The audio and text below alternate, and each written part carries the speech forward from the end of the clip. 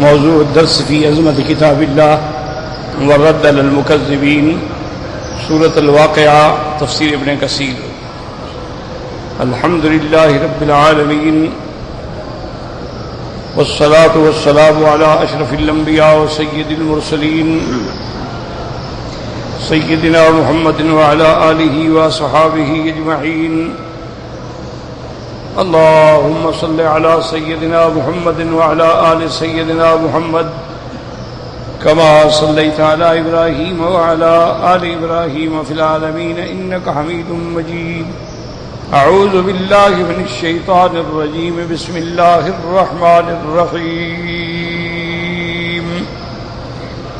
فلا أقسم بمواقع النجوم وإنه لقسم لو تعلمون عظيم. إنه لقرآن كريم في كتاب مكنون لا يمسه إلا المطهرون. تنزيل من رب العالمين. أفبهذا الحديث أنتم مدهنون وتجعلون رزقكم أنكم تكذبون. قال المؤلف والمفسر رحمه الله تعالى: أدام النفع بعلومه وعلومكم في الدارين آمين، إلى أن قال جويبر عن الضحاك: إن الله تعالى لا يقسم بشيء من خلقه ولكنه استفتى به كلامه، وهذا القول ضعيف. اب مفسر رحمت اللہ علیہ فرماتی ہیں کہ جویبر نے حضرت ضحاک سے یہ قول نقل فرمایا ہے کہ اللہ تبارک و تعالی اپنی مخلوقات میں سے کسی چیز کی قسم نہیں کھاتے ہیں، ولیکنہ استفتاح، یہ تو سورت کے شروع کرنے کے لیے کلمہ افتتاحیہ ہے. لیکن مفسر فرماتے ہیں ھذا القول ضعیف، یہ قول بالکل ضعیف ہے. والذی علیہ الجمہور، اور جس میں جمہور مفسرین ہیں رحمہم اللہ علیہم، انہ قسم من اللہ تعالی یقسم بما شاء من خلقہ وہو دلیل علی عظمتہ.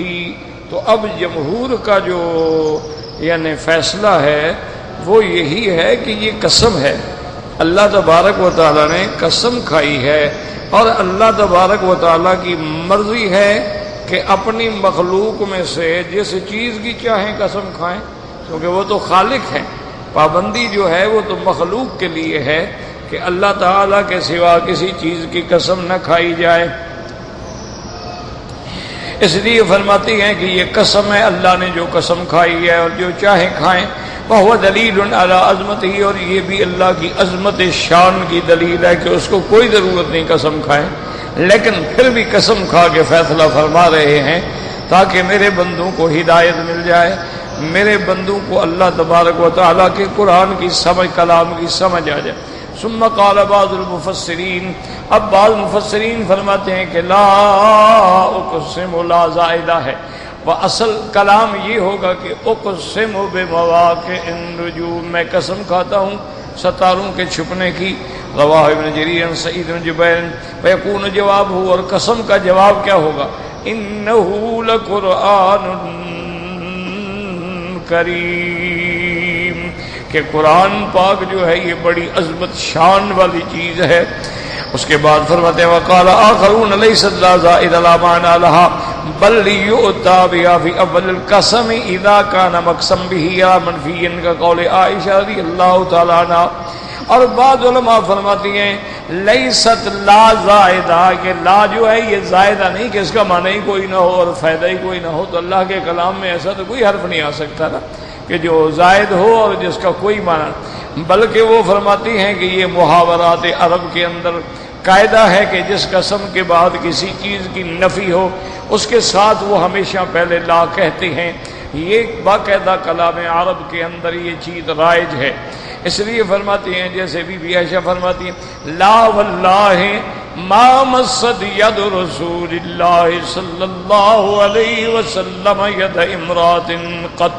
جیسے بی بی فرماتی ہیں کہ لا، یعنی یہ کلام میں زیادہ کیا جاتا ہے کہ واللہ مجھے قسم ہے اللہ کی، ما مست ید رسول اللہ صلی اللہ علیہ وسلم ید امرات قط، کہ حضور پاک کا ہاتھ جو ہے کسی اجنبی عورت کے ساتھ کبھی چھو کے بھی نہیں گزرا، یعنی حضور کبھی کسی اجنبی عورت سے ہاتھ نہیں ملاتے تھے۔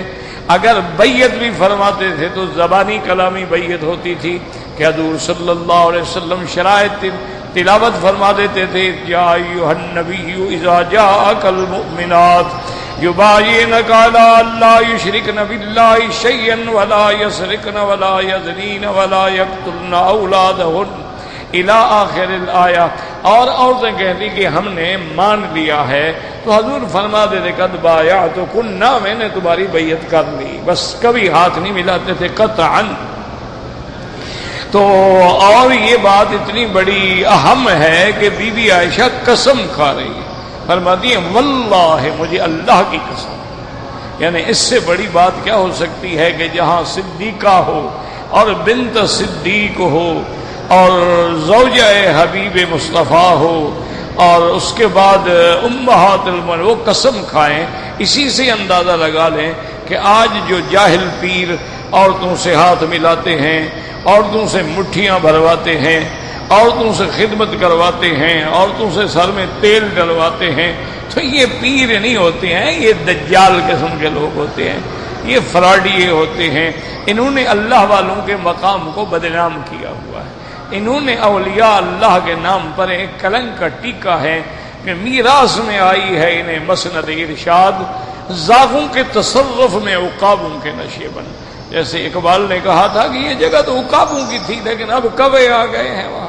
تو اولیاء اللہ تعالی کے مقامات جو ہیں ان پر ان لوگوں کا قبضہ ہے، یہ وارث نہیں ہیں، نہ ان کے علمی وارث ہیں، نہ نسبی وارث ہیں، نہ ان کے یہ حسبی وارث ہیں، اور نہ ان کے اعمال اور مشن کے جاری رکھنے والے ہیں۔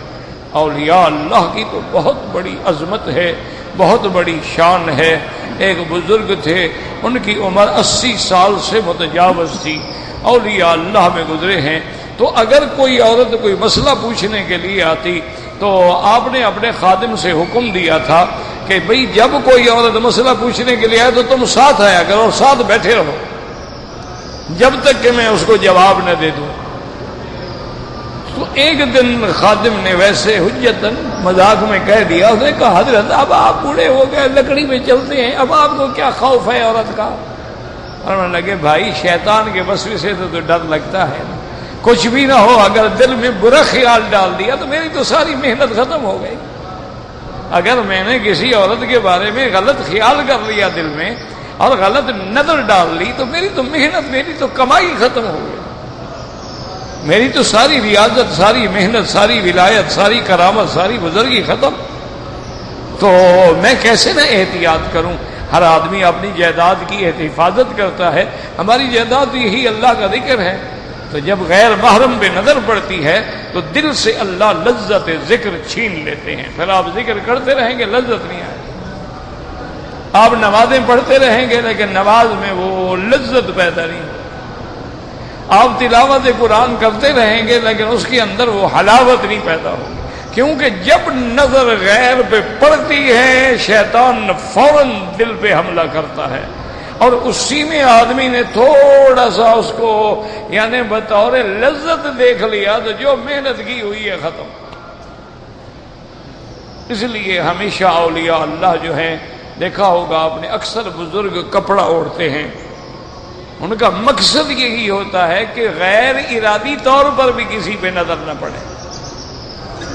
اور اسی لیے جتنے اولیاء کرام گزرے ہیں، چاہے ان کا جو بھی مسلک تھا، ان سب کا یہ متفقہ تعلیم ہے اپنے مریدوں کے لیے کہ نقش نظر بر قدم، کہ جب تم چلو تو نظر کو اپنے پاؤں پہ رکھو، نظر بر قدم۔ اور لکھا ہے آگے جا کے وہ لکھتے ہیں کہ نظر قدم پر ہو، اور اس کے بعد جو ہے تخلیہ جو ہے وہ در انجمن، کہ تمہارے ارد گرد ہزاروں لوگ بیٹھے ہوں لیکن تمہارے دل کی تار جو ہے وہ اللہ سے جڑی ہوئی ہے۔ اسی لیے بزرگوں نے ہدایات دیتے تھے. آج کل تو نہ بزرگ رہے اور نہ مرید رہے، دونوں معاملات جو ہیں ختم ہیں. والد صاحب رحمۃ اللہ علیہ نے ایک دفعہ حضرت سندھی سے عرض کیا کہ حضرت آپ جبل ابی قبیس پہ بیٹھے ہیں پہاڑ پر، اچھا راستے بھی کوئی نہیں تھے، تو یہاں ہم بڑی مشکل سے 2 یا 3 طالب العلم ہیں جو آپ سے تفسیر پڑھنے کے لیے آتے ہیں کہ کون پہاڑوں پہ چڑھے جی. اچھا پھر حضرت چونکہ مریض تھے تو کنین استعمال کرتے تھے، ایسے یعنی 2 تولے کنین کھا جاتے تھے، کنین ہاورڈ. تو اس سے دماغ میں خشکی ہو گئی تھی، جو پڑھنے کے لیے جائے پہلے تو اس کو گالیاں دیتے تھے، گالیاں دیتے دیتے جب تھک جاتے تھے پھر کہتے اچھا بھی کتاب کھولو سبق شروع کرو چلو، پھر پڑھاتے تھے. اب پہاڑ پہ چڑھو پھر گالیاں بھی کھاؤ، یہ آسان کام تو نہیں ہے نا. اور پڑھنے والے جو تھے وہ میری طرح طالب نہیں، وہ تو خود علماء تھے، علماء پڑھنے کے لیے جاتے تھے. اور یقین کریں والد صاحب فرماتے ہیں کہ ہم نے بڑی تفسیریں دیکھی، مطالعہ کیا، تفاسیر کا مطالعہ کرنے کے بعد ہم تیار ہو کے جاتے کہ آج حضرت شیخ پر یہ سوال کریں گے، یہ سوال کریں گے، یہ سوال کریں گے، یہ سوال پوچھیں گے. لیکن جب حضرت سندھی تقریر شروع فرماتے ہمارے ہر سوال کا جواب خود بخود ہی ہو جاتا، ہمیں سوال کرنے کی ضرورت ہی نہیں رہتی، تو کیا سوال کریں، جواب تو خود آ گیا. اور فرماتے ہیں کہ میں نے کئی دفعہ دیکھا کہ ایسے محسوس ہوتا تھا کہ اللہ تعالیٰ جیسے اس بندے کے دماغ میں اور دل میں ابھی ابھی کوئی مضمون ڈال رہے ہیں اور یہ بیان کر رہا ہے، نہ تو کتابوں میں ہے نہ کسی تفسیر میں ملتی ہے یہ چیز. اتنا بڑا آدمی تھا. تو والد صاحب نے کہا کہ حضرت اگر آپ حرم شریف میں درس دیں گے تو ہزاروں لوگ مستفید ہوں گے. یہاں پہاڑ پہ آپ بیٹھے ہیں. کہنے لگے بھائی خیر محمد، شیخ الہند رحمت اللہ علیہ کے بعد کوئی استاد نہیں رہا، حضرت خلیفہ غلام محمد دین پوری رحمت اللہ علیہ کے بعد کوئی پیر نہیں بچا، اور ہمارے بعد کوئی شاگرد بھی نہیں بچا. لہذا اب تو جن کو پڑھاتے ہیں وہی ہمیں گالیاں دیتے ہیں، کیا فائدہ پڑھانے؟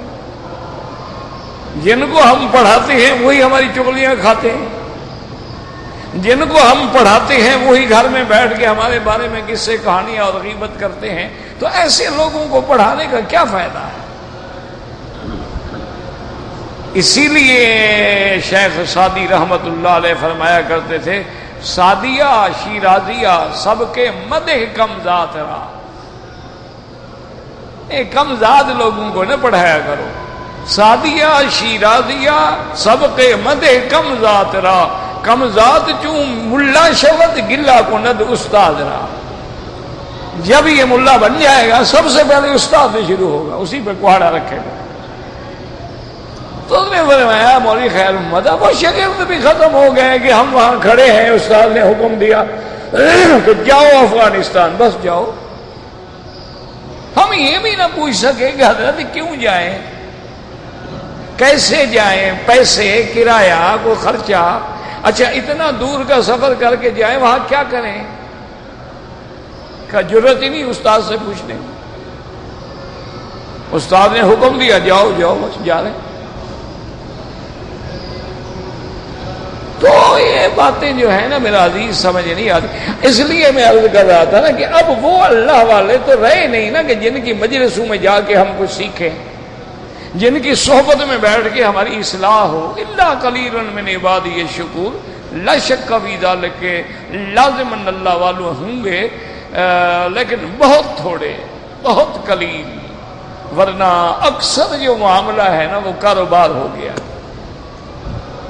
اکثر معاملہ جو ہے بالکل کاروبار ہے. آپ کسی پیر کے پاس جائیں نا جی، کوئی آدمی کار پہ آئے، بڑا آدمی ہے، اس کے لیے فوراً دروازے بھی کھل جائیں گے، چائے بھی آ جائے گی سارے لوازمات کے ساتھ.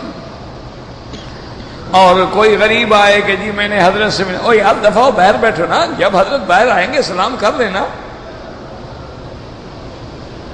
یہ پیر نہیں ہوتے. اللہ تو اپنے نبی کو فرماتا ہے وَاصْبِرْ نَفْسَكَ مَعَ الَّذِينَ يَدْعُونَ رَبَّهُمْ بِالْغَدَاةِ وَالْعَشِيِّ يُرِيدُونَ وَجْهَهُ، میرا مدنی آپ ان غریبوں کے ساتھ رہو، بڑے آدمیوں کو چھوڑ دو، آپ ان کے پاس رہو جن کو میری رضا مطلوب ہے، اور جو صبح و شام جو ہے میرے لیے، بھائی بزرگ ہیں جگہ دے دو یار، کو لحاظ کر لو تھوڑا سا، کوئی ایک آدمی ادھر ہو جائے جگہ بنا دو، وہ بیچارے بزرگ پھر رہے ہیں 10 منٹ ہو گئے ہیں، لحاظ کرو کچھ تو۔ ان اللہ یستحی ان ذی شیبۃ المسلم، اللہ کو بھی سفید داڑھی سے فرمایا حیا آتی ہے کہ وہ ہاتھ اٹھائے تو میں کیسے خالی بھیجوں۔ تو اس لیے میرے عزیز کہ اب وہ بات تو ختم ہو گئی، تربیت والی بھی اصلاح والی بھی، اگر کوئی ہیں تو بہت تھوڑے ہیں، اور ہمیں تو وہی نہیں ملتے، سیدھی بات ہے، ہمیں تو کوئی آج تک یا نہیں، ہماری قسمت ہے۔ اچھا جو کامل ہمیں ملے ہیں اس وقت ہم پاگل تھے، اس وقت ہم لڑکے تھے، پڑھتے تھے، اور وہی اپنا طالب علم والی زندگی تھی، اور طالب العلمی سے فارغ ہوئے تو پھر خانگی کا دورہ پڑا، پھر ہم خان بن گئے۔ تو اس دور میں کچھ کاملین سے ملاقات ہوئی، زیارت بھی ہوئی، ان کی دعائیں بھی ملی، لیکن فائدہ نہ اٹھا سکے۔ بدقسمتی ہے ہماری کہ اس وقت ہمیں یہ خیال ہی نہیں تھا نا کہ ان سے کچھ حاصل کریں، خیال ہی نہیں تھا، کوئی سوچ ہی نہیں تھی۔ تو اس لیے ہمیشہ یاد رکھیں کہ سب سے پہلی چیز نظر کی حفاظت ہے، سب سے بڑی چیز جو ہے وہ نظر ہے، اس کی حفاظت کرو۔ نظر کی حفاظت ہو گئی تو تم سینکڑوں ہزاروں گناہوں سے بچ گئے۔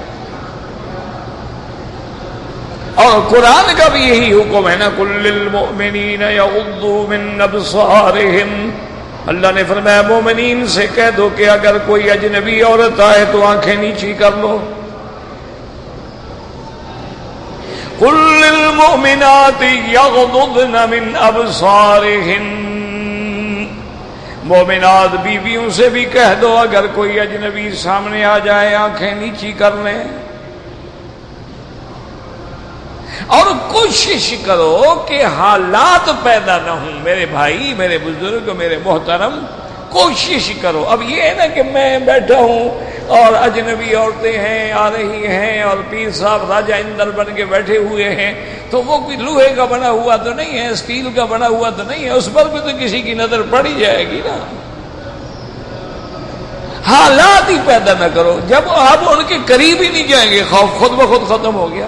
اس لیے حضور نے مثال دی، فرمایا کہ دیکھو یہ گھاس ہے، گھاس کے بعد جو ہے مالک نے اس کے باہر باڑ لگا دی ہے، اس نے کانٹوں والی باڑ لگا دی ہے تاکہ کوئی جانور اندر منہ نہ مارے۔ فرمایا اس باڑ کے قریب بھی نہ آیا کرو، بکریوں کو قریب نہ لایا کرو، کیوں ہو سکتا ہے کوئی دوڑ کے اندر چلی جائے۔ جب قریب ہی نہیں آؤ گے تو خوف ختم ہو گیا۔ اس لیے اللہ نے قرآن میں یہ نہیں کہا زنا نہ کرو، فرمایا ولا تقربوا الزنا، زنا کے قریب نہ جاؤ۔ اللہ نے یہ نہیں کہا کہ لا تزنوا لا تفعلوا الزنا، نہ فرمایا لا تقربوا، زنا کے قریب۔ کیا مانا؟ غیر محرم عورت سے ٹیلی فون پہ جناب باتیں ہو رہی ہیں، اور ہنسی مذاق ہو رہی ہے، اور جناب جملے کسے جا رہے ہیں، اور بڑے گول مول جواب دیے جا رہے ہیں، تو پھر بات تو بڑھے گی نہیں۔ اجنبی عورت ہے بیچاری، کوئی آ گئی، کوئی دعا پوچھنے کے لیے، کوئی کلمات پوچھنے کے لیے، اب جناب آپ نے اس پر نظر رکھی ہوئی ہے، اور اب آپ اس سے پوچھ رہے ہیں آپ کا نام کیا ہے، اور باپ کا کیا ہے، اور ماں کا کیا ہے، اور خاندان کیا ہے، آپ کی اولاد کتنی ہے، تاکہ پیر صاحب تسلی کر رہے ہیں نا کہ شادی شدہ ہے یا غیر شادی شدہ ہے۔ انا للہ و انا الیہ راجعون، اللہ محفوظ رکھے۔ بہرحال کوشش کرو، اپنی طرف سے کوشش ہے، اور باقی اللہ کے ہاتھ میں ہے۔ لیکن آدمی جب نیت کر لے تو اللہ بچا دیتے ہیں۔ یہ یاد رکھو، نیت کر لے نا کہ بس ٹھیک ہے میں نے یہ کام نہیں کرنا۔ کتنے میرے اپنے دوست ہیں جو چین سموکر تھے، میں ان کو روز کہتا بس خیال آیا سگریٹ کی جب یہ پھینکی 10 سال ہو گئے آج پیئیں گے، چھوڑ دیا کیا کو مر گئے ہو؟ بری چیزیں چھوڑ دو بس ختم۔ اسی لیے اللہ نے 4 بیویوں کی اجازت دی ہے نا کہ اگر تیری قوت ہے، طاقت ہے، دولت ہے، ایک سے دل نہیں بھرتا دوسری کر لو، 2 سے بھی تشنگی نہیں ہے باقی ہے تیسری کر لو، اس کے باوجود بھی حفظ پوری نہیں ہوئی چوتھی کر لو، لیکن عدل کرو، انصاف کرو۔ اس لیے جناب اب دیکھیں کہ بی بی عائشہ نے قسم کھائی، فرمایا لا واللہ ما مست ید رسول اللہ صلی اللہ علیہ وسلم ید امرأۃ قط، حضور پاک صلی اللہ علیہ وسلم کا کسی عورت یعنی اجنبی عورت، ورنہ اپنی بیویوں کو تو ہاتھ لگاتے ہیں نا، اپنی بیٹی سیدہ فاطمہ زہرا کو تو ملتے تھے نا۔ وَهَكَذَا هَٰهُنَا تَقْدِيرُ الْكَلَامِ لَا أُقْسِمُ بِمَوَاقِعِ النُّجُومِ، تو لا کا معنی کیا ہوگا؟ لَيْسَ الْأَمْرُ كَمَا زَعَمْتُمْ فِي الْقُرْآنِ أَنَّهُ سِحْرٌ أَوْ كَهَانَةٌ بَلْ هُوَ قُرْآنٌ كَرِيمٌ، کہ لا لَيْسَ الْأَمْرُ كَمَا زَعَمْتُمْ، یہ نہیں ہے جو تم نے گمان کر رکھا ہے کہ جادو ہے، شعر ہے، لا نا، یہ اللہ کا کلام ہے، یہ قرآن ہے، یہ کریم ہے۔ وقال ابن جرير رحمه الله تعالى وقال بعض اهل العربيه معنى قوله فلا اقسم فليس الامر كما تقولون ثم استانف القسم بعد ذلك وقيل اقسم واختلفوا في معنى قوله۔ اب بعض مفسرین فرماتے ہیں کہ معنی یہ ہوگا کہ فلا بس ليس الامر كما زعمتم، اب قسم ہے اقسم بمواقع النجوم، تو اب فرماتے ہیں مواقع النجوم کیا ہے؟ وقال حکیم بن جبیر سعید بن جبیر عباس یا نجوم القرآن فإنه نزل جملة ليلة القدر من السماء العليا إلى السماء الدنيا ثم نزل مفرقا في السنين بعد۔ اب مفسر فرماتے ہیں کہ حضرت حکیم بن جبیر روایت کرتے ہیں سعید بن جبیر سے، اور وہ شاگرد ہیں حضرت ابن عباس رضی اللہ تعالیٰ عنہ، وہ فرماتے ہیں کہ نجوم سے مراد جو ہے مواقع النجوم سے نجوم القرآن، قرآن کی صورتیں، قرآن کی آیات مراد ہیں، کیونکہ لیلۃ القدر کی رات میں اللہ نے آسمان علیا سے یعنی لوح محفوظ سے اس کو آسمان دنیا پہ اتارا، پورے کا پورا قرآن، اسی کو قرآن نے کہا انا انزلناہ فی لیلۃ القدر، تو یاد رکھیں جہاں انزل مانا پورا اتارنا، اور جہاں لفظ نزل مانا تھوڑا تھوڑا کر کے اتارنا، جیسے دوسری جگہ فرماتے ہیں نزلناہ تنزیلا، تو اللہ نے قرآن کو اتارا آسمان دنیا پر، اس کے بعد پھر اللہ نے قرآن اتارا ہے 20 سال کی مدت میں، بعض علماء نے فرمایا 23 سال کی مدت میں، تھوڑا تھوڑا کر کے سورت آدھی آیت 5 آیتیں 10 آیتیں، کبھی کبھی پوری سورت بھی اتری۔ ثم قال ابن عباس نے حاضر آیا، اس کے بعد حضرت ابن عباس نے یہ آیت پڑھی۔ وقال الضحاک، یہ بھی شاگرد ہیں حضرت ابن عباس، ان ابن عباس رضی اللہ تعالیٰ عنہ نزل القرآن جملة من عند اللہ من اللوح المحفوظ الى السفرة الكرام الكاتبین فی السماء الدنیا، اللہ نے قرآن پاک پورے کا پورا لوح محفوظ سے اتارا، فرشتوں کے پاس نقل کرنے والے، احترام والے، بزرگی والے، لکھنے والے آسمان دنیا کے پر قرآن نازل کیا۔ فَنَجَمَتُ السَّفْرَةُ عَلَى جِبْرِيلَ 20 لَيْلَةً، پھر فرشتوں نے اس کو تھوڑا تھوڑا اللہ کے حکم پر 20 راتوں کے اندر اس کو یعنی اجزاء بنائے اس کے۔ وَنَجَمَهُ جِبْرِيلُ عَلَى مُحَمَّدٍ صلی اللہ علیہ وسلم 20 سنہ، حضرت جبریل نے پھر اللہ کے حکم کے مطابق تھوڑا تھوڑا 20 سال میں حضرت محمد مصطفیٰ پہ پہنچایا، تو یعنی پہلے انہوں نے جبریل کو پڑھایا اور 20 راتوں میں، پھر جبریل نے اللہ کے حکم پر حضور پہ قرآن اتارا 20 سال میں۔ وقال فلا اقسم بمواقع النجوم، اے نجوم القرآن. وقد قال اکرم مجاہد السدی وابو حضرہ وقال مجاہد ایضا مواقع النجوم فی السماء وَيُقَالُ مَطَالِعَهَا وَمَشَارِقَهَا. اور بعض علماء فرماتی ہیں جیسے حضرت مجاہد ہیں وہ فرماتی ہیں کہ مواقع نجوم جو ہے آسمانوں کے اندر ہیں ان کے مقام ہیں مطالع ہیں مشارق ہیں مغارب ہیں آسمانوں میں ابراج ہیں برج ہیں منزلیں ہیں تو وہاں اللہ نے ان کا ایک نظام رکھا ہوا ہے کہ کیسے چلنا ہے اور کہاں کہاں پہنچنا ہے جس کو اللہ نے دوسرے مقام پہ فرمایا تبارک الذی جعل فی السماء بروجا وجعل فیہا سراجا وقمرا منیرا.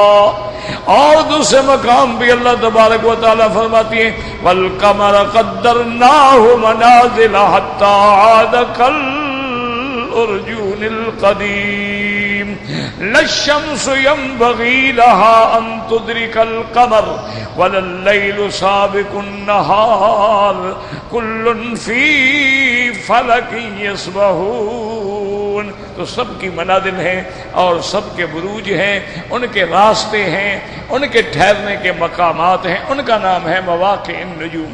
وقد قال الحسن وقتادہ حضرت حسن حضرت قتادہ نے بھی یہی ترجمہ فرمایا وہو اختیار ابن جریر اور مفسر ابن جریر نے بھی اسی کو پسند فرمایا. وَأَن قَتَادَةَ مَوَاقِعَهَا مَنَازِلَهَا وہ فرماتی ہیں مواقع النجوم سے مراد ان کی وہ منزلیں ہیں جو اللہ نے بنائی ہیں. وعن الحسن ايضا ان المراد بذلك انتصارها يوم القيامه اور بعد حضرت حسن فرماتے ہیں اس سے مراد یہ ہے مواقع النجوم کا کہ جس دن قیامت ہوگی تو یہ سب زمین پہ گر پڑیں گے جیسے اللہ نے فرمایا السماء انفطرت واذا الكواكب انتصرت تارے جھڑ جائیں گے. وہ کہتے ہیں مواقع النجوم کا معنی یہی ہے کہ تارے جھڑ جائیں گے. وقال الضحاك فلا اقسم بمواقع النجوم یعنی بذلك الانواع الذي كان اهل الجاهليه اذا مطروا قالوا مطرنا بالنوع كذا وكذا. اور مفسر رحمۃ اللہ علیہ حضرت ضحاک کا قول ایک یہ ہے مواقع النجوم سے مراد انواع ہیں اور انواع کیا ہوتی ہیں یعنی زمانے جاہلیت میں کافروں کا عقیدہ تھا کہ فلاں نو اگر فلاں برج میں ہوگا تو بارشیں برسیں گی. تو وہ کہتے تھے کہ بھئی یہ بارشیں جو آتی ہیں اس لیے آتی ہیں کہ فلاں نو فلاں مطرنا بالنوع کذا و کذا آج وہ جو ستارہ ہے نا فلاں برج میں آ گیا تو بارشیں شروع ہو گئی. اس لیے حضور نے فرمایا جو یہ عقیدہ رکھتے ہیں وہ کافر ہو جاتے ہیں. مومن کا کام یہ ہے کہ وہ کہے مطرنا بفضل اللہ اللہ کی رحمت سے بارش ہوئی ہے. کیوں اگر وہ انواع بھی ہوں ستارے بھی ہوں تو وہ کس نے بنائے ہیں کس کے ہیں وہ بھی تو اللہ کے. سیدھی بات کیوں نہیں کرتے ہو. اور اس کے بعد فرماتے ہیں وَإِنَّهُ لَقَسَمٌ لَوْ تَعْلَمُونَ عَظِيمٌ اے وَإِنَّ هَذَا الْقَسَمَ الَّذِي أَقْسَمْتُ بِهِ لَقَسَمٌ عَظِيمٌ. اللہ نے فرمایا میں نے جو یہ قسم بڑی قسم ہے بڑی بہت بڑی قسم ہے تم سمجھو تو کوئی نہ سمجھے اس کے لیے کیا ہے. اب دیکھو نا جی نماز ہے اذان ہے جن کے دل میں قدر ہے وہ تو اذان ہو تو پھڑک جاتے ہو اذان ہو گئی یار پتہ نہیں میں مسجد میں تکبیر اولا میں پہنچتا ہوں نہیں پہنچتا صف اول میں جگہ ملے گی نہیں ملے گی وہ تو بے چین ہو جاتا ہے. اور جس کو کچھ نہ ہو نماز پڑھنی نہیں وہ کہتا چلو اذان ہو گئی دکان سے چھٹی ابھی جا کے گھر سگریٹ پئیں گے اور آرام کر کے آ جائیں گے تھوڑا سا ریسٹ ہو جائے گی پھر گھر سے واپس آ جائیں گے. اس کے کان پہ جوں ہی نہیں رینگتی نا اس کو احساس تک نہیں ہوتا. یاد رکھو جب اللہ کے فرائض کے ترک کا احساس مٹ جائے اور جب گناہ کرنے کے بعد خیال ہی نہ آئے تو سمجھ لو کہ اب پکڑ اللہ کی آنے والی اختیار کیونکہ یہ آخری حدیں ہوتی ہیں آدمی جب ان پہ پہنچتا ہے تو ختم احساس سے گناہ مٹ جائے. آپ دیکھیں نا جی آپ ایک دن کا اخبار لے لیں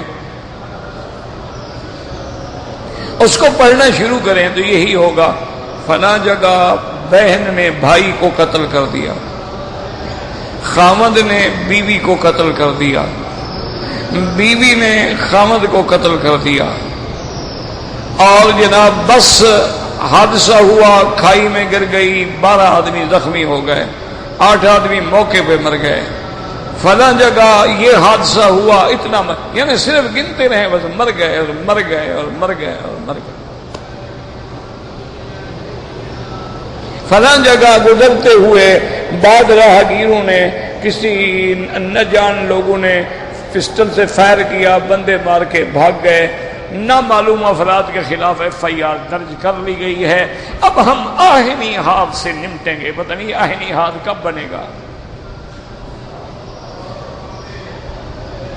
وجہ کیا ہے؟ وجہ میرا بھائی دیکھے نا، ایک آدمی کی نظر ہوتی ہے۔ اب اس حرم میں آپ کسی اچھے آرکیٹیکٹ کو لے آئے تو وہ دیکھے گا یار یہ محراب کیسے بنا، یہ کتنا قطر ہے، کتنا لمبا ہے، کتنا گول ہے، اور اس میں کتنی اینٹیں ہیں، کتنا، اس کی سوچ یہ ہوگی نا۔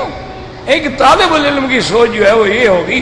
حضور پاک نے فرما دیا کہ جس ملک میں سود، بے حیائی، عریانی، فحاشی، زنا عام ہو جائے وہاں میں قتل مسلط کر دیتا۔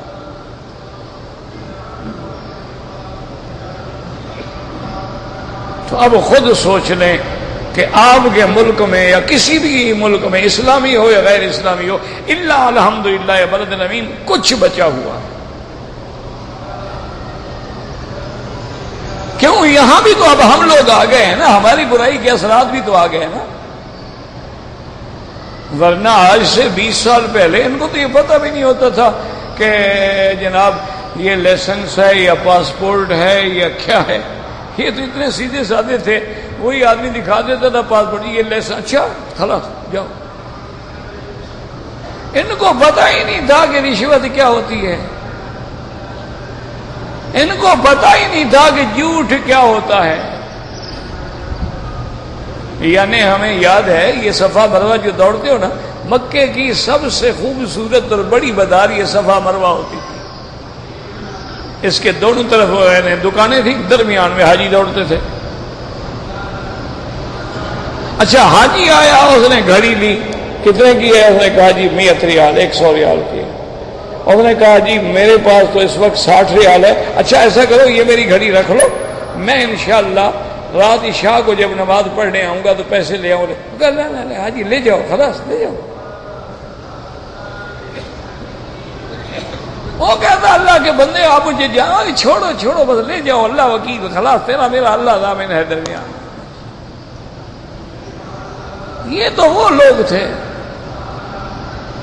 یہ تو اتنے سیدھے سادے اور بالکل بے ضرر اور بے خطر لوگ تھے کہ 5 بجے شام کو تمام مارکیٹیں بند ہو جاتی تھی اور سارے دکاندار حرم میں آ جاتے تھے۔ وہ مغرب کی نماز پڑھتے، مغرب کی نماز کے بعد ہر آدمی اپنے اپنے استاد کے درس میں بیٹھتا۔ صرف حرم کے اندر 72 حلقے تھے جہاں بیٹھ کے پڑھانے والے ایک سے ایک چوٹی کا عالم تھا، جن کی جوتی کے بھی ہم برابر نہیں ہیں۔ اتنے بڑے بڑے علماء تھے، فہول العلماء، اتنے بڑے علماء کہ ان کے علم کو دیکھنا ہو تو ہماری ٹوپیاں گر جائیں۔ ان کے حلقے ہوتے تھے، وہ سب آگے، کوئی ادھر کوئی ادھر کوئی ادھر بیٹھ گیا۔ عشاء کی نماز پڑھی، ایک طواف کیا، یہاں سے نکلے، راستے میں جناب یہ ہے کہ وہ کوئی سمولی، کوئی شریک، وہ گول روٹی جو ہوتی ہے وہ لے لی، کوئی جبنہ لے لیا، زیتون لے لیا، کوئی حلاوہ طحینیہ لے لیا، یا اس کے بعد کوئی اور حلاوہ شامیہ لے لیا، بس یہ روٹی ہو گئی، رات کی لے کے گھر چلے گئے۔ اور صبح تہجد کے وقت سب حرم میں۔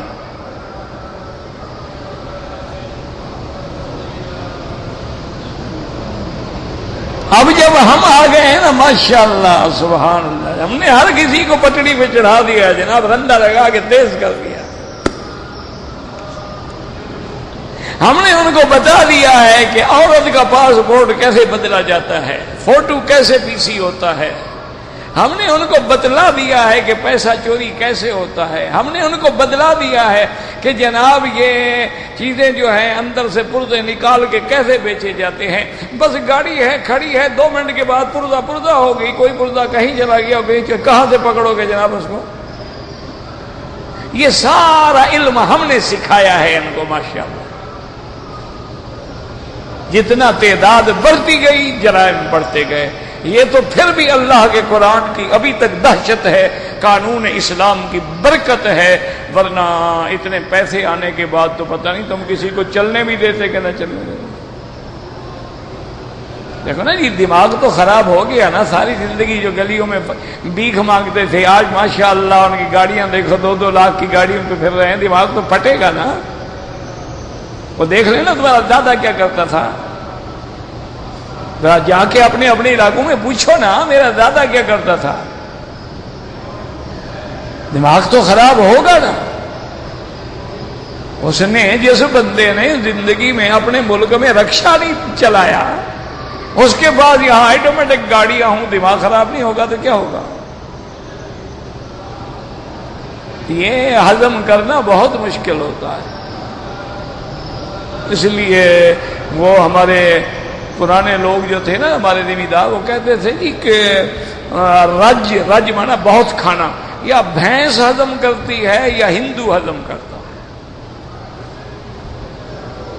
وہ کہتے ہیں کہ بھینس کو بھی جتنا کھلاتے جاؤ خیر میں رہے، کوئی بات نہیں، ڈر و شرم نہیں، کچھ نہیں ہوگا۔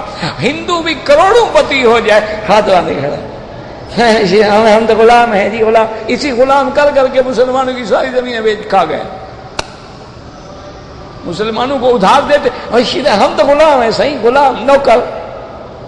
زمیندار نے کہا اچھا ٹھیک ہے 10,000 بھیج دو میرے بیٹے کی، صحیح حاضر، 10,000 دے دیا۔ پھر اچھا فصل بھر دینا، حضرت تو کچھ پیسے بنتے تھے، پیسے تو آپ کو فرصت نہیں ہوگی، فصل میں اٹھا لوں، ہاں انہوں نے کہا لے جاؤ۔ اس طرح انہوں نے پورے تمہارے ملکوں کی زمینیں بھی لے لی۔ یہ تو نواب بہاولپور کی قبر پہ اللہ رحمت کرے، اس نے ایک قانون بنایا تھا کہ جو غیر کاشتکار ہے وہ زمین نہیں خرید سکتا۔ اس نے ایک قانون بنا دیا تھا، کاشتکار زمین خرید سکتا ہے اور غیر کاشتکار زمین نہیں خرید سکتا۔ اس کا فائدہ یہ ہوا کہ ہندو زمین خریدنے سے رک گئے، کیونکہ ہندو کاشتکار تو نہیں تھا نا، ہندو تو دکاندار تھا۔ جیسے مثلا موچی تھے، پاولی تھے، لوہار تھے، وہ کاشتکار تو نہیں تھے نا، تو وہ پھر زمین خریدنے سے رک گئے، تب جا کے مسلمانوں کی زمینیں بچیں، ورنہ تمہارے پاس 1 انچ بھی نہ ہوتا۔ یہ جو اب یہاں یہودی بیٹھے ہوئے ہیں، اللہ ان پہ اپنے قہر نازل فرمائے، یہ کیا ان نے کیا کیا؟ ان نے بھی فلسطینیوں سے مکان جی ہم مسافر ہیں، اب واپس آئے ہیں، اصل باپ دادے کا گھر ہمارا یہیں تھا، کوئی تھوڑا سا 1 کنال رقبہ دے دو، جتنا پیسے کہو دے دیتے ہیں، یہ مکان دے دو، یہ دے دو، وہ سب کچھ دے دیا۔ اب جو اصل والے تھے وہ مہاجر ہیں، یہود مالک ہیں۔ یہ ہماری بدقسمتی ہے، کون سمجھے گا، کون سمجھائے گا؟ بس یہ ہے کہ بقول عطا اللہ شاہ بخاری رحمت اللہ علیہ فرماتے تھے، ہم کہتے کہتے مر جائیں گے، یہ سنتے سنتے مر جائیں گے، بات وہی رہے گی جہاں تھی۔ انہوں نے کہا ہمیں بھی کہنے کی عادت ہو گئی ہے، ان کو سننے کی عادت ہو گئی، ان کو بھی جب تک مولوی کی باتوں کا چٹخارا نہ لگے مزہ نہیں آتا، اور مولوی جب تک بات نہ کرے اس کو تو دورہ پڑ جائے۔ یہ بس ایک رسم ہے، پوری ہو رہی ہے، ورنہ کتنے لوگ ٹھیک ہوئے، کتنے داڑھی منڈانے والوں نے رکھ لی۔ یقین کریں آپ، میرے الحمدللہ ثم الحمدللہ ثم الحمدللہ، اللہ مجھے ریا سے، شہرت سے بچا لے۔ میرے ان حرم کے دروس سے یورپ میں، امریکہ میں ہزاروں نوجوانوں کی زندگیاں بدل گئی ہیں، تمہاری کیوں نہیں بدلی جن کو میں 20 سال سے دیکھ رہا ہوں؟ 1 2 نہیں، ہزاروں نوجوانوں کی زندگیاں بدلی ہیں، جو شام کو کلب میں ڈسکو کرتے تھے نا، انہوں نے داڑیاں رکھی ہوئی ہیں۔ تہجدیں پڑھ رہے ہیں اور بیچارے ٹیلی فون کرتے ہیں، آپ کے لیے ہم سنا ہے آپ بیمار ہیں، دعائیں کر رہے ہیں، آپ حضرت یہاں آ جائیں، سارا خرچہ ہم دیتے ہیں، ٹکٹ سے لے کر علاج تک آپ علاج کروائیں، ہم تو آپ کی وجہ سے مسلمان ہوئے، ہم تو جہنم میں جا رہے تھے۔ ان کی زندگیاں بدل گئی ہیں۔ جو مکے میں رہتے ہو تمہارے اوپر اثر کیوں نہیں ہوتا؟ جو براہ راست سنتے ہو، روز درس میں بیٹھتے ہو، کیا وجہ کیا ہے؟ غور کرو، کبھی سوچو اس بات کو۔ جب تمہیں سمجھ رہا ہے پھر میں انشاءاللہ بتاؤں گا۔ اب آگے فرماتی ہیں وَإِنَّهُ لَقَسَمٌ لَوْ تَعْلَمُونَ عَظِيمٌ إِنَّ هَذَا الْقَسَمَ الَّذِي أَقْسَمْتُ بِهِ، اللہ فرماتی ہے میں نے قسم کہی بہت بڑی قسم، لیکن لَوْ تَعْلَمُونَ عَظْمَتَهُ، جانتے تو تعظیم کرتے نا، تمہیں تو پتہ ہی نہیں ہے نا۔ وَإِنَّهُ لَقُرْآنٌ كَرِيمٌ اے ان هذا القرآن الذي نزل على محمد صلی اللہ علیہ وسلم لکتاب عظیم، یہ قرآن جو ہم نے حضور محمد مصطفیٰ صلی اللہ علیہ وعلا آلہ واصحابہ وسلم تسلیما کثیرا کثیرا پہ اتارا ہے، بڑی شان والی کتاب، فی کتاب مکنون، فرماتے ہیں مکنون مانا معظم، یہ ایسی کتاب ہے جو عظمت والی ہے، فی کتاب معظم محفوظ موقر، اللہ نے اس کو ایسی کتاب میں رکھا ہے جو عظمت والی بھی ہے، محفوظ بھی ہے اور توقیر والی کتاب بھی ہے۔ وقال ابن جریر حدثني موسى سے قال ابو نشریق حکیم نجی سعید بن باز لا مسئول المطہرون قال الکتاب الذي في السماء، یہ آسمانوں میں جہاں اللہ نے کتاب رکھی اس کو کوئی ہاتھ نہیں لگاتا مگر فرشتے جو پاک ہیں۔ وقال الاوفی بعض لا يمسوا الا المطهرون یعنی الملائکہ، وكذا قال انس ومجاہد واکرمۃ وسعید بن جبیر والضحاک وابو شعثہ جابر بن زید بن حیق والسدی وعبد الرحمن زید بن اسلم وغیرہ، واللہ اعلم۔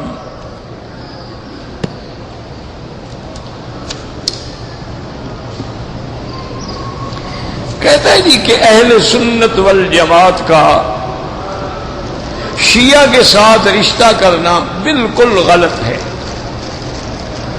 ایک تو بعض شیعہ تو ایسے ہیں نا جو بالکل ان کے کفر میں شک نہیں ہے، کیونکہ یہ بالاتفاق عقیدہ ہے مسلمانوں کا قرآن و سنت کی روشنی میں کہ جو سیدہ عائشہ صدیقہ کی شان میں اب بھی گستاخی کرتا ہے وہ کافر ہے، کیونکہ صدیقہ کی شان اللہ نے قرآن میں بیان کی ہے، قرآن میں برات ہے، تو جب وہ اس کے بعد بھی توہین کرتا ہے مانا قرآن کو نہیں مانتا اس کے کفر میں شک نہیں۔ اسی طرح جو بندہ سیدنا ابو بکر صدیق رضی اللہ تعالی عنہ کی صحابیت کا، دیانت کا، امانت کا منکر ہے، اس کے کفر میں بھی کوئی شک نہیں ہے، کیونکہ آپ کی صحابیت حضور کے ساتھ صحبت جو ہے وہ قرآن میں ہے، اذ یقول لصاحبہ لا تحزن، اور غار میں اور کوئی تھا نہیں۔ اسی طرح یاد رکھیں کہ جن لوگوں کا یہ عقیدہ ہے کہ یہ قرآن مکمل نہیں ہے، یہ قرآن ناقص ہے، قرآن مکمل 40 پارے کا ہے، 70 ہاتھ لمبا ہے اور امام غائب غار میں لے کے بیٹھا ہے، تو کفر ہے۔ اچھا بعض شیعہ ہوتے ہیں جو صرف سیدنا علی کی فضیلت کے قائل ہوتے ہیں کہ حضرت علی افضل ہیں، بس ان کو کہا جاتا تھا تفضیلی شیعہ۔ اسی لیے آپ حدیث میں دیکھیں نا، شیعہ راویوں سے بھی محدثین نے روایتیں لی ہیں، لیکن آگے لکھ دیتے ہیں یتشیع، یہ کچھ شیعہ تھا، یا لکھ دیتے ہیں یمیل الی التشیع، یہ شیعہ کی طرف مائل تھا، یا لکھ دیتے ہیں شیعی غالی، یہ کٹا شیعہ تھا، یا آگے لکھ دیتے ہیں شیعی غالی محترق، یہ جلا بھونا شیعہ تھا۔ روایتیں تو لیتی ہیں، چونکہ روایت لی جاتی ہے کہ کوئی آدمی اگر اس کی ضبط ٹھیک ہے، حافظہ ٹھیک ہے اور عدالت ٹھیک ہے، جھوٹ نہیں بولتا، تو روایت تو لے لی جاتی ہے نا، چاہے کوئی ہو۔ لیکن بہرحال اس لیے مناسب یہ ہے میرے عزیز کہ شیعہ سے رشتہ داری نہ کی جائے. تمہیں کیا پتا وہ کون ہے؟ کوئی آدمی اپنے آپ کو یہ تھوڑا کہے گا میں کافر ہوں. تو کل کو پھر مشکلات پیدا ہوتی ہیں. اولاد ہوگی، بچے ہوں گے، ماں ادھر کھینچے گی، باپ ادھر کھینچے گا، وہ کہے گا مجلس میں چلو، وہ کہے گا تقریر سنو، وہ کہے گا تعزیہ شریف کی زیارت کرو، وہ کہے گا نہیں جناب اب تو ہمارے اپنے سنی روضہ شریف نبی پاک کا اٹھا کے زیارت کروا رہے ہیں، ہم ادھر چلتے ہیں. تو اس لیے شیعہ سے رشتہ نہ کرو تو بہتر ہے. عجیب بات ہو گئی ہے، اللہ پاک رحمت فرمائے. وہ کبھی کبھی عرب حضرات کہتے تھے، ہم ہنستے تھے، چھوٹے پڑھتے وہ مذاق کر، وہ کہتے تھے اللہ ہے یہ تمہارے ملک کے جو لوگ آتے ہیں ان کے بس میں ہوتی ہے کعبہ شریف بھی لے جائیں. غلاف کاٹتے تھے نا حاجی، تو ان کو دیکھتے تھے بھی غلاف کاٹ رہے ہیں، رو رہے ہیں. اسی لیے آپ نے دیکھا نہیں حج کے دنوں میں غلاف اونچا کر دیتے ہیں جہاں ہاتھ ہی نہ پہنچے حاجی کا، ورنہ حاجی کاٹ کے لے جاتے تھے. وہ کہیں یہ غلاف نہیں، ان کے بس میں ہو تو کعبہ اٹھا کے لے جائیں. اب آپ نے دیکھا نہیں ہے ماشاءاللہ کہیں کعبہ شریف کا ماڈل بنا ہوا ہے، کہیں حضور پاک کا روضہ شریف لے آئے. انا للہ و انا الیہ راجعون. انا للہ، یہ محبت ہے. ہمارا ایمان ہے کہ دنیا میں کوئی روضہ میرے محمد کے روضے کا مقابلہ نہیں کر سکتا. ہمارا ایمان ہے کہ کائنات سر کے بل بھی جائے تو محمد کے روضے پہ جائے، نہ کہ محمد کا روضہ تیرے دروازے پہ جائے. ہمارا ایمان ہے کہ کائنات کا ہر کلمے پڑھنے والا کعبے پہ آئے گا، کعبہ نہیں جائے گا اس کے گھر میں. یہ تو وہ مقام والا گھر ہے کہ حضور یہاں سے 10 کلومیٹر حدیبیہ پہ 1500 لشکر کے ساتھ احرام باندھ کے بیٹھے رہے. کافروں نے عمرے سے روک دیا، وہاں تو کعبہ نہیں گیا کہ حضور آپ بیٹھے میں ادھر آ جاتا ہوں آپ یہاں طواف کر لیں. کیا تماشا ہے، محبت ہے، یہ غلو ہے. دنیا کو کس اندھی عقیدت میں ڈال کے اسلام کی پٹڑی سے اتار رہے. نام محبت کا ہے اور اندر شرک بھرا ہوا ہے. دعا کریں اللہ ہدایت دے، اللہ ان سب کو صحیح سمجھ دے، حضور کی محبت کو صحیح معنی میں سمجھے. محبت کا معنی ہے اطاعت، اطیعوا اللہ واطیعوا الرسول. محبت کا معنی ہے اتباع، ان کنتم تحبون اللہ فاتبعونی یحببکم اللہ. محبت کا معنی ہے فلا وربک لا یؤمنون حتی یحکموک فیما شجر بینہم.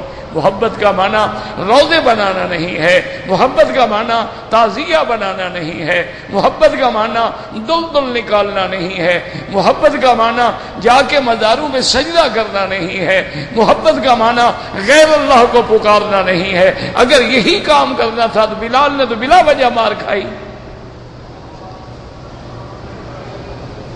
اسی لیے مار پڑی نا. وہ کہتے تھے کہ ہمارے خداؤں کو بھی مان لو، ذرا ان کو بھی چمی چاٹی کر لیا کرو، تم اپنے خدا کا بھی کام کرتے رہو لیکن ہماری بھی بات ذرا.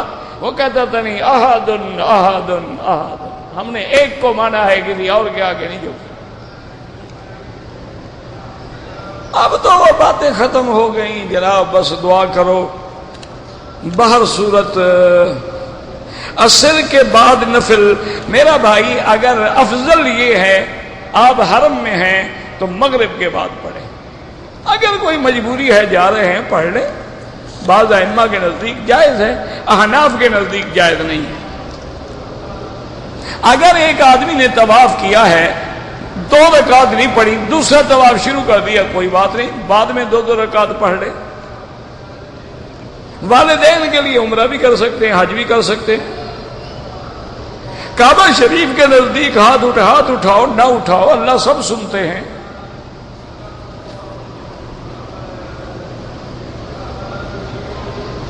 نماز استخارہ جو ہے میں حرم میں پڑھوں، جہاں مرضی ہے پڑھو، حرم میں پڑھو گے اور اچھی بات ہے.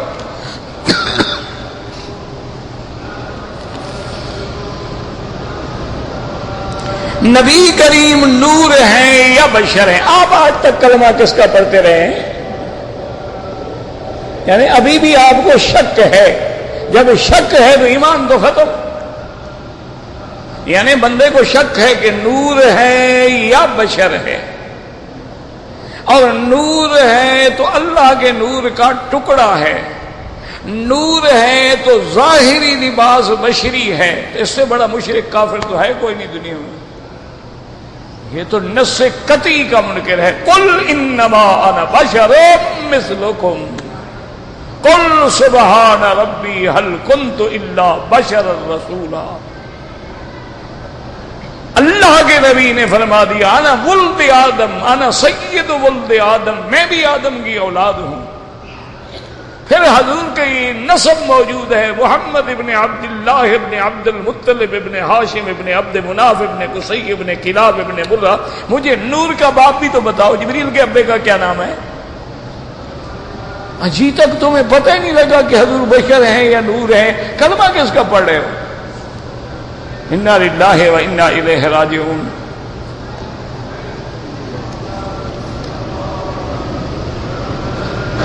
کہتے ہیں جی کہ حضور پاک کی مجھے خواب میں زیارت ہوئی، الحمدللہ شکر کرو، بتانے کی کیا ضرورت ہے؟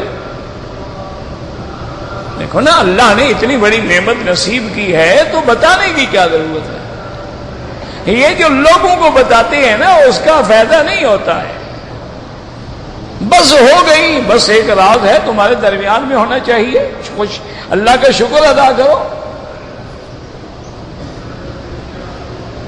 ایک لڑکا مسلمان، لڑکا غیر مسلم، لڑکی وطنی مسلم، اس کا شادی ہو گیا، دونوں کافر ہو گیا، خلاص فی امان اللہ. جب مسلمان لڑکے نے غیر مسلم لڑکی سے شادی کی، ایمان ختم ہو گیا. وَلَا تُنكِحُوا الْمُشْرِكَاتِ حَتَّى يُؤْمِنَّ. کسی مشرکہ کافرہ عورت سے شادی نہ کرو جب تک ایمان نہ لائے. وَلَا أَمَةٌ مُؤْمِنَةٌ خَيْرٌ مِّن مُشْرِكَةٍ. ایمان والی لڑکی جو ہے وہ چاہے کالی ہو، وہ 1000 گوری سے بہتر ہے. تو جب آدمی غیر مسلم کو نکاح کر رہا ہے مانا اللہ کے قرآن کا انکار کر رہا ہے. کہتے جی کسی نیک بندے کو اپنا پیر بنائیں، بالکل بنائیں، اس میں کیا شک ہے؟ ہم کوئی پیروں کے منکر ہیں کیا؟ پیر بناؤ، لیکن شرط یہ ہے کہ وہ متبع ہو سنت محمد مصطفیٰ. بس لاکھ دفعہ بناؤ، لیکن اس کا ہر قدم جو ہے وہ تصویر ہو میری سنت رسول اللہ. بس ایسا مرشد اللہ تمہیں بھی نصیب کرے، اللہ ہمیں بھی نصیب کرے. بیت المعمور کہاں ہے؟ 7ویں آسمان پہ ہے، ابھی آپ نہیں جا سکتے. میرے رزق کے لیے دعا، اللہ سب مسلمانوں کو اپنے خزانہ غیب سے رزق عطا فرمائے. ویسے یاد رکھو استغفار پڑھا کرو، جتنا استغفار زیادہ پڑھو گے نا اللہ رزق کے دروازے ایسے کھول دیں گے کہ تم حیران ہو جاؤ گے. لیکن روزانہ کم از کم 1000 2000 دفعہ پڑھو، یہ نہیں کہ 2 دفعہ پڑھ کے گھر بیٹھ جاؤ. کہتے تھے کہ اسلامی قانون لانے کے لیے خود کش حملہ کرنا، یعنی اسلام کا قانون لانے کے لیے غلط کام کر کے اسلام لانا چاہتے ہو. قتل کرنا تو حرام ہے، کسی مسلمان کو مارنا تو حرام ہے. یہ اچھا اسلام لاؤ گے، پہلے غلط کام کرو پھر صحیح کام آئے گا. اسلام کے راستے سے آئے گا، اسی راستے سے آئے گا جس راستے سے اسلام لائے ہیں میرے آقا محمد مصطفیٰ صلی اللہ علیہ وسلم. اور کوئی راستہ ہے ہی نہیں.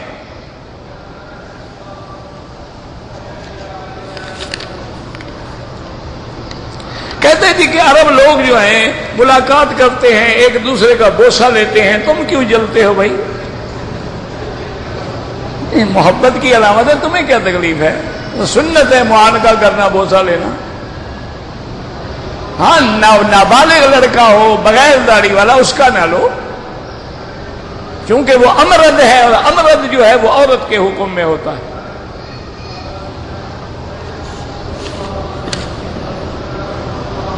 مثلا بعض لوگ جگہ کا کنٹرول کرتے ہیں، روکتے ہیں، یہ ناجائز ہے. لیکن طالب العلم اپنی جگہ روک سکتا ہے. وہ کہاں بیٹھے تھے؟